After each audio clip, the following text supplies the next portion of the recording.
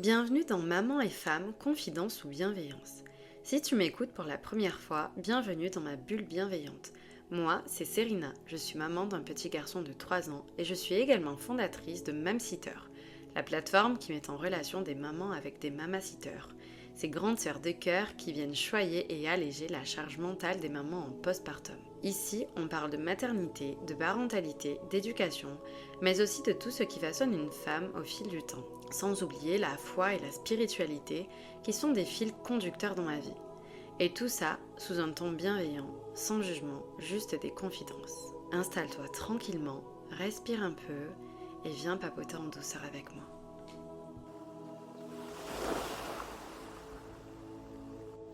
Bienvenue à toutes, j'espère que vous allez toutes bien et que si c'est pas le cas, j'espère que vous irez mieux après avoir écouté cet épisode. Alors aujourd'hui, on va papoter de manière un peu différente car il faut que je vous avoue quelque chose. Ce week-end, j'ai écouté pas mal de podcasts et en fait, je me suis rendu compte que je suis tombée dans un piège, le piège de l'intelligence artificielle. Parce que jusqu'à présent, j'avais plein d'idées de podcasts et je savais ce que je voulais mettre dans mon contenu. Et donc, ce que je faisais, c'est que je me suis aidée évidemment de ChatGPT. Donc, je lui mettais à chaque fois le titre du podcast que je voulais enregistrer, mes idées, un brouillon assez détaillé avec un plan assez détaillé. Et je lui demandais de me rédiger un script pour que je n'ai plus qu'à enregistrer. Et en fait, c'était très bien parce que ça me faisait gagner énormément de temps. Et puis, ça me permettait d'éviter toutes les hésitations, les les en fait, tous ces tics de langage que j'avais pas envie forcément de faire apparaître dans mon podcast et qui sont compliqués de couper au montage. Donc, je préférais, en fait, ça me rassurait également d'avoir un script que j'avais seulement à lire. Et ça me permettait également d'éviter de chercher mes mots de temps à autre quand l'inspiration ne vient pas tout de suite. Sauf que ce week-end, dimanche précisément, j'ai eu le temps d'écouter beaucoup de podcasts. Et là, ça a été un électrochoc pour moi parce que j'avais l'impression d'écouter mon podcast. J'ai dû écouter peut-être 5 podcasts et de 20 minutes à chaque fois. Et chacun des podcasts que j'écoutais, je me disais mais ça aurait très bien pu être moi qui l'écrivais. Ça aurait très bien pu être ma plume ou en tout cas celle que je fais apparaître dans mes podcasts. Et ça, c'est pas possible du tout. J'ai reconnu en fait clairement que derrière ces podcasteuses se cachait ChatGPT. Alors bien évidemment, j'imagine que l'idée vient d'elles-mêmes et qu'elles ont fait comme moi en fait, qu'elles voulaient aborder un certain sujet et qu'elles se sont aidées de l'intelligence artificielle pour mettre tout ça en place. Mais c'était juste horrible à entendre parce qu'il y avait un manque d'authenticité, que c'était lisse et qu'on ne sentait pas la vraie personnalité de la femme derrière le podcast. Et ça, c'est juste pas possible pour moi. Je me suis dit, mais je peux plus reproduire ça. Je veux que mes podcasts soient authentiques. Je suis une personne authentique. Enfin, j'aspire à l'être et j'espère l'être. Et c'était impossible, en fait, je me suis dit non, stop. Alors ok, l'intelligence artificielle, c'est très bien, ça fait gagner du temps et ça te fait gagner confiance quelque part parce que tu n'as pas de toutes ces hésitations et tout ce que j'ai cité tout à l'heure. Mais finalement, est-ce que ça compte? Est-ce que c'est ça qui est le plus important? Ou est-ce que le plus important, c'est révéler ma vraie personnalité à travers ces podcasts? C'était mon idée de base. Je veux vraiment que vous appreniez à me connaître à travers le podcast et qu'il y ait une empreinte et que vous puissiez reconnaître mes podcasts parmi d'autres et ne pas et faire en sorte que mon podcast ne ressemble pas à tous les autres tout simplement. Donc aujourd'hui, je fais différemment et tant pis si c'est moins long, tant pis si c'est moins lisse, tant pis s'il y a des hésitations, ça sera authentique, ce sera naturel, ce sera spontané et ce sera surtout moi. Et je pense que ça peut être que mieux. Et puis l'intelligence artificielle, c'est très bien quand on le prend en tant qu'assistant, mais il ne faut pas non plus qu'il nous remplace, c'est juste impossible. Je sais très bien que j'ai les capacités de rédiger un script en entier, j'ai fait des études pendant lesquelles l'intelligence artificielle n'existait pas, ou en tout cas on n'était pas au courant que ça existait. et j'arrivais très bien à rédiger des mémoires sans ChatGPT, des mémoires de 100 pages, 150 pages, des exposés, j'en ai fait. Donc je sais que je suis capable, alors peut-être que j'avais oublié ces capacités-là, mais je me mets au défi de le faire cette fois-ci. Et puis j'espère que vous allez aimer cette nouvelle version et que vous serez indulgente avec moi si parfois on entend mes hésitations. Et puis voilà, c'est parti, on s'y met. Pour ma part, on est lundi soir. J'enregistre encore un épisode pour la semaine parce que j'ai pas eu le temps de faire du batching, chose que je m'étais dit que j'allais faire. Je suis dans mon lit, toute seule, tranquille, le petit est couché, le mari est devant la télé et moi, c'est pour moi, mon moment de kiff. Je voulais me rappeler également que j'ai commencé ces podcasts pour kiffer et donc voilà, si c'est pas tout parfait, tant pis, l'essentiel c'est qu'on ressente à travers ce podcast que je kiffe ce que je suis en train de faire et que je vous donne envie de kiffer à votre tour, peut-être en lançant une activité qui vous plaît ou juste en m'écoutant, que ça vous redonne du peps et que vous vous sentiez bien. Et voilà les filles, allez c'est parti, on s'y met.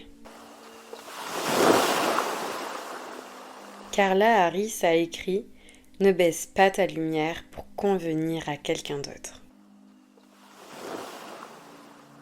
Cette phrase, j'y ai vraiment repensé ces derniers temps, notamment depuis que je me suis enfin lancée, que j'ai créé le podcast, que j'ai créé Mamsitter. Et je me suis rendu compte qu'on a souvent tendance à s'éteindre un peu pour ne pas déranger ou pour d'autres raisons. Et que pour ma part, ça fait vraiment quelques années que sans même m'en rendre compte, je me suis effacée pour plusieurs raisons. Alors déjà, avant ma grossesse, je voulais briller, je voulais atteindre cette version de moi-même que je recherche, mais en fait, j'ai essayé de le faire sans jamais vraiment trop briller, finalement, sans me laisser le droit d'éclore comme les fleurs le font quand le soleil est sorti. Et les raisons auxquelles j'ai trouvé en essayant de faire de l'introspection sont les suivantes. Premièrement, j'avais vraiment une peur du jugement. Donc je me lançais, mais à moitié en fait.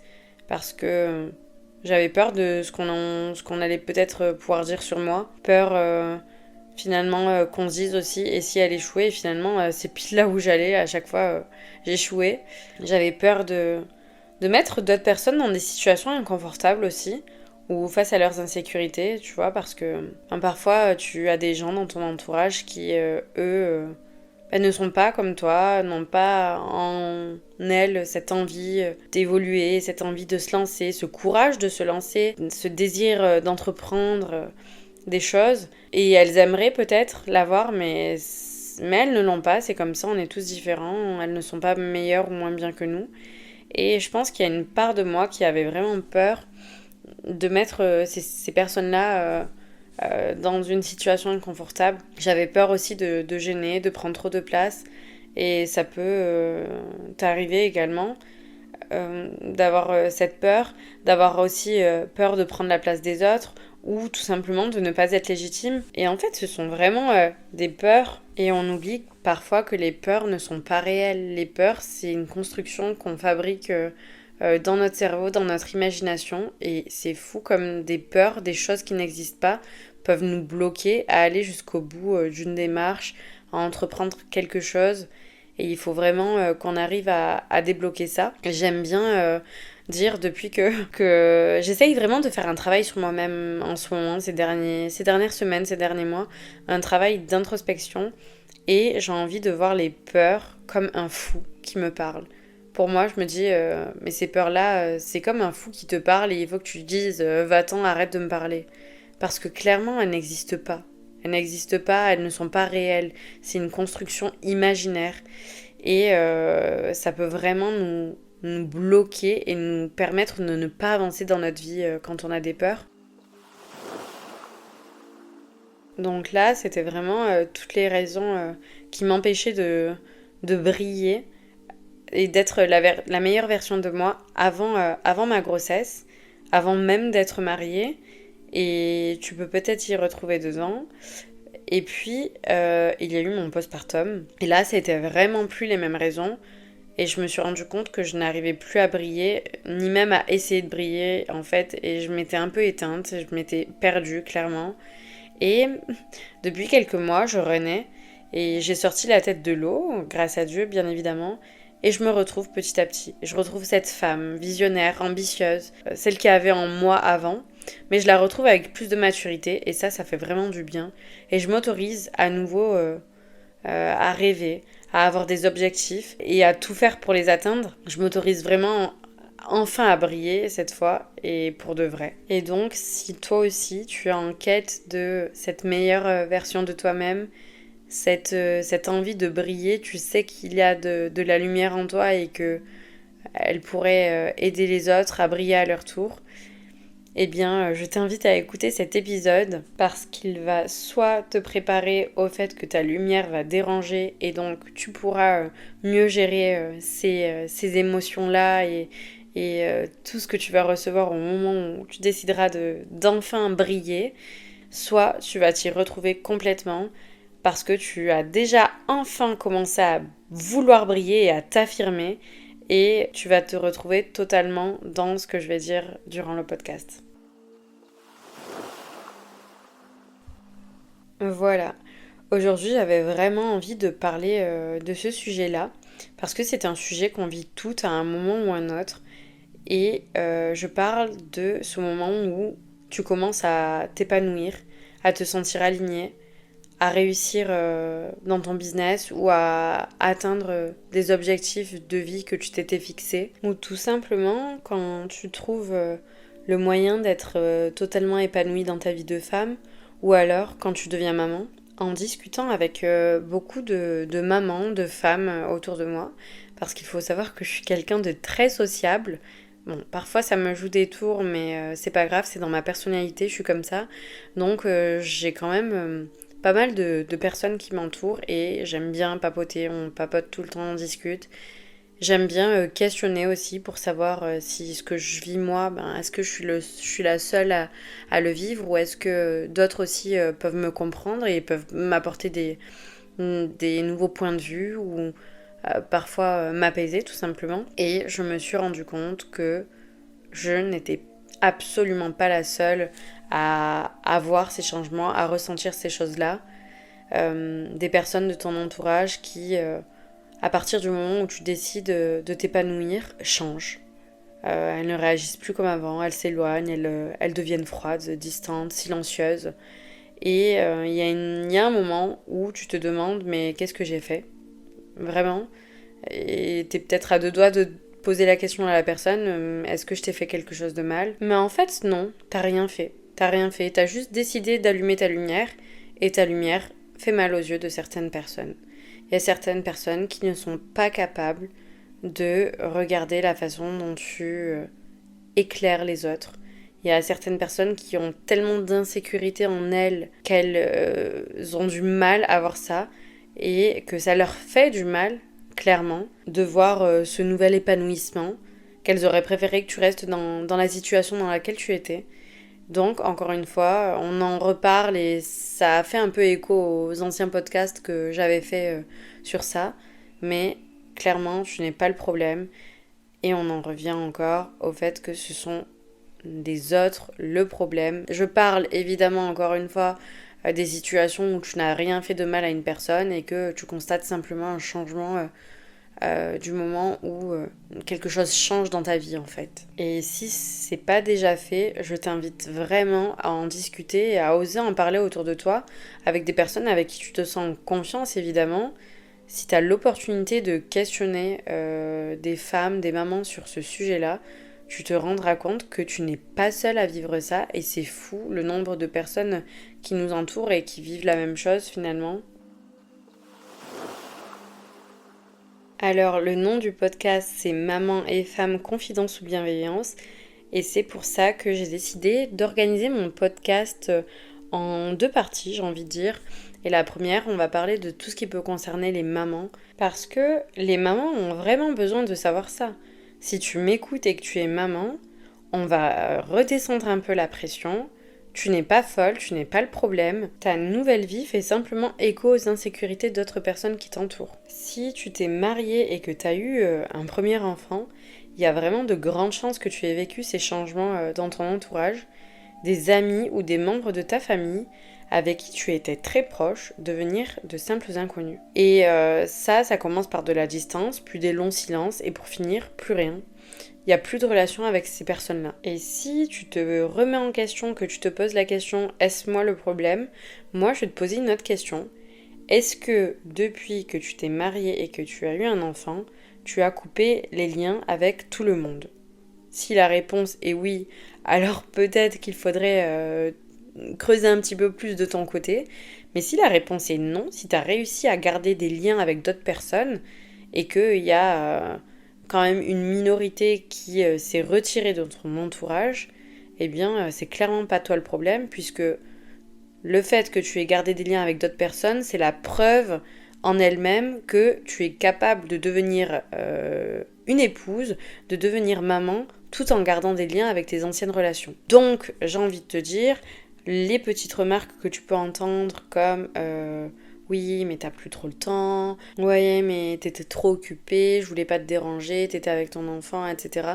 Tous les prétextes par lesquels ces personnes-là se sont éloignées, ils sont faux au final, parce que pourquoi tu réussirais à garder certaines amitiés avec ce changement énorme dans ta vie, et pourquoi d'autres relations ne fonctionneraient plus, tu vois? Alors certes, les amitiés que tu as gardées, elles ont forcément changé, elles ont évolué, mais en bien finalement, parce que voilà, ce n'est pas... vous n'êtes pas complètement éloignés, mais oui, il y a une distance un peu qui s'est mise, la fréquence des appels est plus allégée, j'ai envie de dire, mais il y a toujours cet amour entre toi et la personne que tu considères, et ça ne s'est pas totalement estompé. Et il y a vraiment certaines personnes qui n'ont pas la capacité de te comprendre, de se mettre à ta place, d'être indulgente avec ces nouveaux changements, ou tout simplement qui ne les supportent pas. Si tu vis comme moi dans un monde des bisounours, parce que clairement c'est le monde dans lequel je vivais avant tous ces changements dans ma vie, eh bien sache que pas tout le monde a la capacité d'être heureux pour toi. Et c'est ok, c'est la vie, c'est comme ça. Il y a des personnes qui s'éloigneront parce qu'elles ne sont pas encore arrivées à ce stade-là de leur vie et qu'au fond elles ont des insécurités, parfois de la jalousie cachée. Alors j'aime pas dire tout le temps oui un tel est jaloux de moi, etc. Je suis pas le genre de personne qui dit ça, mais à un moment donné quand tu peux plus justifier le comportement d'une personne par des choses que tu aurais pu lui faire ou d'autres choses logiques qui s'expliqueraient de manière simple, eh bien, je pense que la jalousie, c'est tout ce qui reste. Il y a des personnes qui ont un cœur malade, qui ne peuvent pas s'empêcher, c'est plus fort qu'elles. Elles ne supportent pas le fait de ne pas avancer comme tu es en train de le faire, le fait que tu sois pleinement épanouie, et elles non. Et c'est simple, t'as qu'à regarder leur entourage. De toute façon, à ces personnes-là, est-ce que leurs amis sont mariés? La plupart non. Est-ce que leurs amis ont des enfants? La plupart non. Alors parfois il faut pas regarder bien loin, parce que les liens à faire ils sont complètement logiques. Il y a des personnes qui ne supportent pas quand tu n'avances pas à leur niveau. Et c'est la vie, et c'est comme ça. Et il faut arrêter de culpabiliser pour ça, il faut arrêter de s'accrocher à ça. Laisse couler, laisse partir, et ne te prends pas la tête. Ne crois pas que c'est toi le problème. T'as rien fait de mal. Continue d'avancer dans ta vie, continue de briller, continue d'être épanouie. Et tant pis si ça plaît pas à tout le monde. Et vraiment, j'ai appris quelque chose. Tu as beau être la personne la plus bienveillante, la mieux intentionnée, eh bien il y a des gens pour qui ça ne suffira pas. Et puis, il y a ces femmes qui lancent un business. Et si tu en fais partie, je te pose la question, j'aimerais que tu me répondes en commentaire. Est-ce que toi aussi, tu as remarqué un changement de comportement total de certaines personnes depuis que tu as lancé ton business? Je suis sûre que la réponse est oui. C'est impossible que tu ne répondes pas oui, parce qu'on le vit toutes. J'ai échangé, voilà, depuis que j'ai créé Mamsitter, je fais partie de groupes de femmes entrepreneurs et de mamans entrepreneurs aussi. Donc j'ai pu échanger avec pas mal de femmes et on le vit toutes et c'est incroyable, c'est fou. Des gens qui changent totalement de comportement avec toi depuis que tu as entrepris une activité. Je pensais même pas que c'était possible en fait. Et ça c'est pareil que pour les mamans. Comment tu le vois? Alors tu as des amis, des copines, des personnes que tu considérais en tout cas qui ne t'apportent aucun soutien. Tu publies des choses, il y a 0 like, il y a 0 partage. Il n'y a même pas un semblant d'intérêt envers ta nouvelle activité. On n'a pas envie de te poser des questions, limite ça fait peur. Ou alors quand tu en parles, carrément on t'envoie un peu pété. Ça m'est arrivé. Et tant mieux, ça me fait du bien. Ça m'a un peu blessée sur le coup, mais après je me suis dit, mais en fait c'est cool. Ça me permet vraiment de voir qui sont mes vrais amis à ce moment-là, tu vois. J'étais toute contente de parler à une... alors, c'était pas une amie, mais c'était une bonne copine, voilà. J'étais toute contente de lui parler de Mamsitter quand j'ai lancé ça, et elle m'a répondu: Ah ouais, bah j'avais déjà entendu ce concept, bah écoute, c'est bien, je te souhaite tout plein de succès, et elle est passée à autre chose. Elle a même pas essayé de creuser, et en plus c'est faux parce que le concept d'une plateforme qui met en relation des mamans en postpartum avec des mamacitters n'existe absolument pas, ça n'existe pas, donc je sais pas d'où elle a entendu ça. Et je vous promets qu'elle ne m'a plus jamais reparlé depuis de mon business. Donc évidemment j'en ai plus parlé, et évidemment j'ai un peu pris mes distances parce que je me suis dit, oula, c'est quoi ça? Vraiment la réaction était hyper bizarre parce que j'étais hyper enthousiaste à l'idée de lui en parler. Et en plus à cette personne-là parce que voilà, je savais pas forcément cerner le fond de la personne. Et donc je pensais que j'allais avoir du soutien, et bien pas du tout. Je lui ai même dit si ça te dit de partager, etc., ça avec grand plaisir. Bon, bah évidemment, il y a eu 0 partage. Parce que de toute façon, elle n'a même pas voulu savoir un peu plus ce que je faisais. Donc bref, je vais pas m'attarder 100 ans sur ce qui m'est arrivé, mais ce sont des choses qui ont forcément dû vous arriver aussi. Mais il n'y a pas que ça au final. En dehors du manque de soutien que tu peux avoir de la part de certains proches quand tu te lances, il y a aussi bah, cette distance qui est prise. Encore une fois, je trouve ça incroyable. Des personnes avec qui tu es régulièrement en contact, qui commencent à moins te parler. Des personnes qui trouvent que le fait que tu entreprends te fait prendre la grosse tête. Mais pourquoi? Pourquoi tant de peur en fait, j'ai envie de dire? Mais non! C'est pas parce que tu entreprends quelque chose que tu prends la grosse tête. C'est pas parce que tu commences à parler de ton activité sur les réseaux sociaux que tu prends la grosse tête. Et franchement, merci le lancement de business parce que ça te fait faire un énorme tri encore dans ta vie. Alors déjà quand tu deviens maman, non, déjà quand tu te maries, tu fais un tri. Quand tu deviens maman, tu fais un deuxième tri.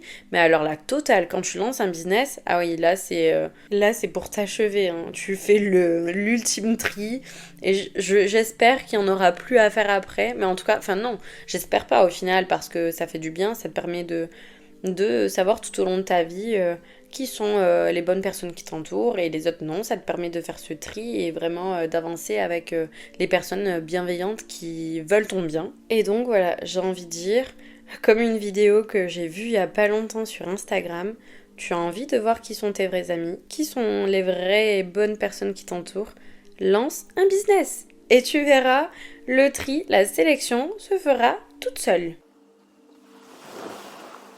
Vraiment, c'est triste, mais il y a des personnes que ta lumière dérange. Ta réussite, ton épanouissement vient réveiller en elles leurs propres insécurités, et au lieu de se réjouir pour toi, eh bien certaines personnes préfèrent prendre de la distance et t'observer de loin. Et ça peut faire mal, mais au final, c'est un mal pour un bien. Quand j'observe tout ça, je me dis que finalement, tout ce qu'on a, c'est pas nous qui l'avons comme ça, cette envie d'entreprendre, ce succès qui nous tombe dessus. C'est Dieu en réalité qui nous le donne. En tant que croyante, moi je sais que tout bien qui m'arrive vient de mon Seigneur.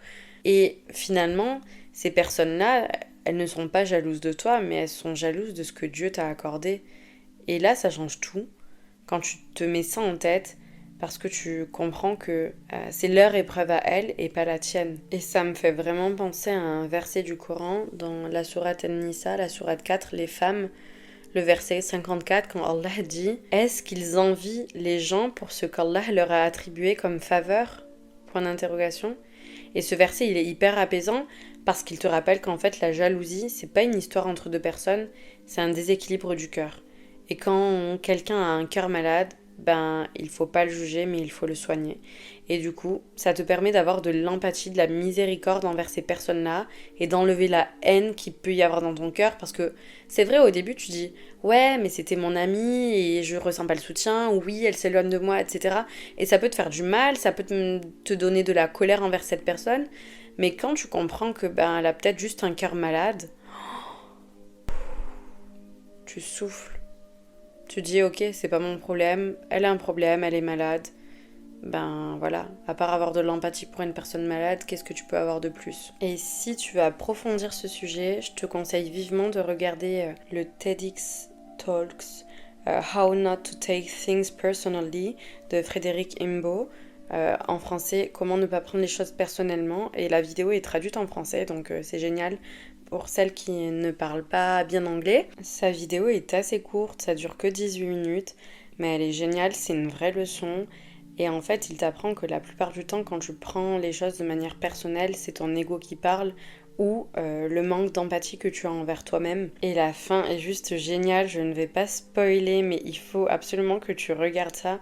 Vraiment, la fin, elle est incroyable, je m'y attendais pas du tout. Et puis, en fait, quand il te dit que les fois où tu prends des choses mal, c'est ton ego qui parle ou que tu as un manque d'empathie envers toi-même, eh bien, ça fait du bien parce que tu vas te dire que les personnes qui réagissent mal avec toi, eh bien, c'est pas toi le problème, c'est leur ego qui parle, ou c'est un manque d'empathie qu'elles ont envers elles-mêmes sur un sujet sur lequel elles ne sont pas encore en accord avec elles-mêmes, quelque chose qui peut les toucher en fait, tout simplement. Donc voilà, je t'encourage vraiment à aller voir la vidéo, je vais la mettre en description de l'épisode pour que tu retrouves le lien facilement. Voilà, on approche la fin de l'épisode et je voulais que tu retiennes quelque chose, c'est que vraiment tout ce qui vient de Dieu est bon. Même les éloignements, même les silences, même ta réussite, même le fait de briller, tout ça, c'est bon. Et que ben, parfois, si Allah, si Dieu t'enlève certaines personnes, c'est pour te protéger tout simplement. Et c'est ok. Alors, je veux juste te dire, continue de briller parce que ta lumière, c'est un cadeau et c'est pas un problème. Et ben, je voulais aussi te remercier d'avoir passé ce moment avec moi. Et si cet épisode t'a parlé, eh bien n'hésite pas à le partager à une amie qui a besoin d'entendre ces choses-là. Et puis je voulais juste dire que je suis hyper contente parce que du coup j'ai juste lu mes notes sous forme de tirés. J'ai pas eu besoin de l'aide d'une intelligence artificielle quelconque et j'en suis à 29 minutes d'enregistrement, ce qui est beaucoup plus que quand je m'aidais de ChatGPT finalement. Alors bravo à moi, je suis trop fière. Merci mon Seigneur de m'avoir facilité. Et puis j'ai hâte de voir en commentaire si vous sentez vous la différence dans cet épisode et puis de savoir ce que vous en avez pensé. Voilà, en attendant la semaine prochaine, eh bien si vous avez des situations similaires à ce qu'on vient de voir aujourd'hui, essayez de vous entraîner à comprendre que vous n'êtes pas le problème, que cette personne-là, c'est son ego qui parle ou autre. Et puis prenez soin de vous et à très bientôt.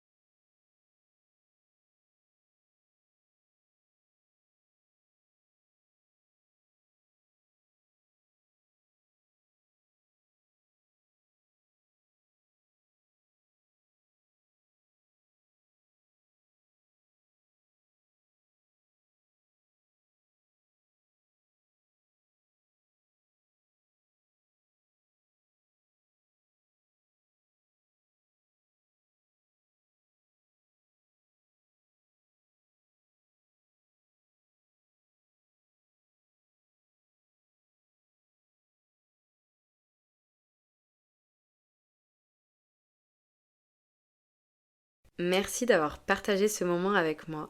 Si cet épisode t'a touché, n'hésite pas à ajouter un commentaire. J'aimerais vraiment lire ton expérience sur ce sujet. J'ai vraiment adoré enregistrer ce podcast et j'y prends de plus en plus de plaisir.